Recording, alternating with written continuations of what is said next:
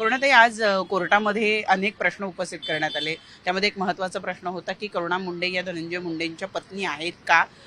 धनंजय मुंडे यांच्या वकिलांचा दावा होता की मुळात तुम्ही त्यांच्या पत्नीच नाही, तर त्यामुळे मग पोटगी देण्याचा प्रश्न निर्माण होत नाही. जसं की 2021 मध्ये धनंजय मुंडेंनी स्वतः हायकोर्टामध्ये मानहानीचा दावा केला होता. त्यांच्या पिटिशनमध्ये त्यांनी स्वतः लिहिलेलं आहे की 1998 पासून आम्ही दोघी सोबत आहे, आमचा लग्न झालेलं आहे हायकोर्टामध्ये आणि आमचे 2 मुलाबाळं आहे. आणि आज असं म्हणताय की त्यांची बायको नाही आहे आणि असे सगळे झुटे खोटे नाटे आज त्यांची ते सवय झालेली आहे. तुम्ही पण स्वतः बघितलेलं आहे. इलेक्शन पिटिशनमध्ये पण ते जे खटले आहे आमचे त्याचा काहीतरी उल्लेख केलेला नाही. आमचे लग्नाचा माझा उल्लेख केलेला नाही आहे. माझ्या मुलाबाळांच्या 2009, 2014, 2019 मध्ये उल्लेख केला नाही होता.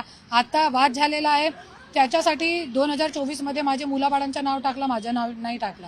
असं सगळे खोटे नाटे त्यांच्या सवय झालेली आहे. आणि माझ्याकडे पूर्ण पुरावे आहे. आम्ही दोघांच्या HDFC बँकमध्ये पती पत्नी म्हणून HDFC बँकमध्ये जॉईंट अकाउंट आहे. बजाज एलियन्सची त्यांची 1 कोटीची पॉलिसी आहे, ज्याच्यावरती मी बायको म्हणून नॉमिनी आहे. त्यांच्या वसियतपत्र आहे.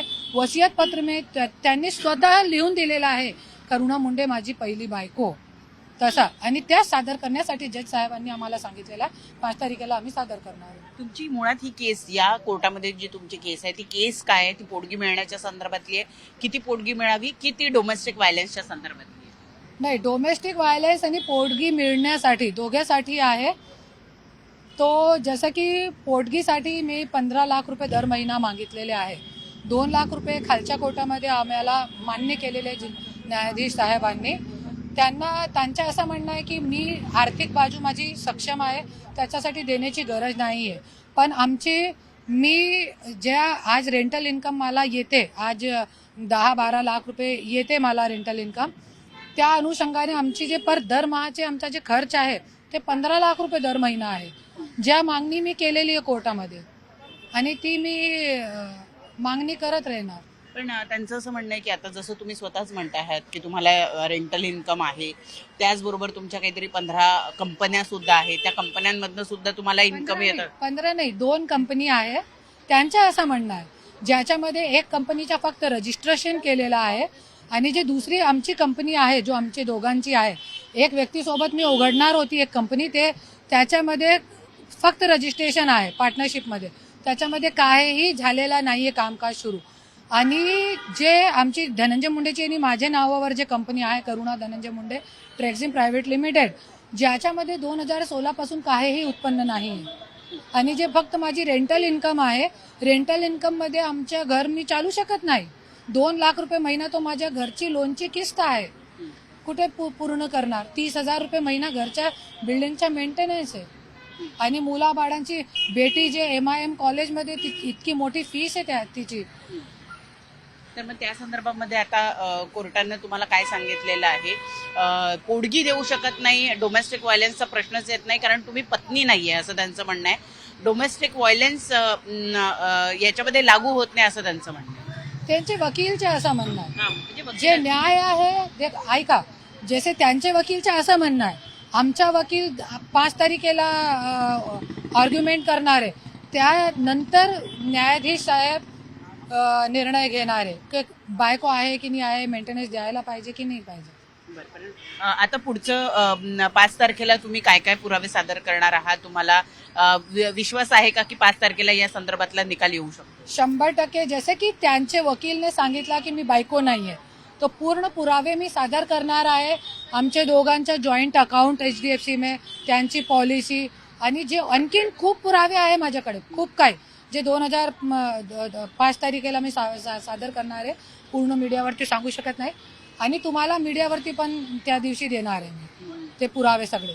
आणि इतके पुरावे असताना त्या म्हणताय की, आणि ज्या वेळे 2021 मध्ये सगळे शादीचे व्हिडिओ होते, 98चे आमचे शादीचे व्हिडिओ, आमचे फोटो सगळे होते, मी सगळे घेऊन मी परली गेली होती. त्यावेळे माझे पोलीसवाले लोकांनी सगळे पुरावे माझ्याकडून हिचकून घेतले माझे घरामध्ये झडती करून पूर्ण शादीचे अल्बम, व्हिडिओ, USB ज्याच्यामध्ये आमचे व्हिडिओ होते, आयपॅड, USB सगळे घेऊन गेले.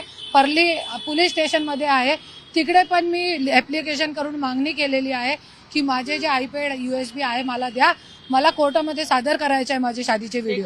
कधी त्यांनी ताब्यात घेतल्या, किती कुठल्या वर्षीची गोष्ट? 2021 5 सितंबर 2021 मध्ये. आणि मला माझ्या गाडीमध्ये रिव्हॉल्वर टाकली गेली होती, माझ्यावरती खोटा केस केला होता. औरंगाबाद हायकोर्टामध्ये ते केस क्वॅश करण्यात पण आलेला आहे. न्यायाधीशनी मला न्याय दिलेला आहे. हे सगळी गोष्ट चालू आहे. माझं तर ती केस जर स्क्वॅश झाली असेल तर तुमच्या ज्या वस्तू ज्या ज्या पोलिसांकडे आहेत त्या तुम्हाला परत मिळाल्या पाहिजे. क्वॅश झालेला आहे आमच्या, फक्त परली पोलीस स्टेशनमध्ये जाऊन मला घ्यायचं आहे फक्त. आणि त्याच्यामध्ये माझे पूर्ण पुरावे आहे शादीचे. आणि ते सुद्धा तुम्ही या ठिकाणी सादर करणार आहे ते पूर्ण. क्योंकि आम्हाला जज साहेबांनी मागितलेले ना, तो मी तिकडे जाऊन मी घेऊन आणणार. हे जरा विचित्र नाही वाटत का की मुलं माझी आहेत हे मान्य करतात पण पत्नी मान्य करत? जज साहेब भी हंस दिए इस बात पे की तुम्ही म्हणताय की मुलाबाळा आमचे बायको नाही, तो जरी मुलाबाळा बायको तुमची नाही तर मुलाबाळा कुठून आणलाय मुलाबाळा? तो सगळे हसण्यासारखी गोष्ट आहे. आणि कसं मंत्रिपदाच्या जोरावर कसं खेळ चालू आहे एक महिलाच्या, हे बघण्यासारखं आहे.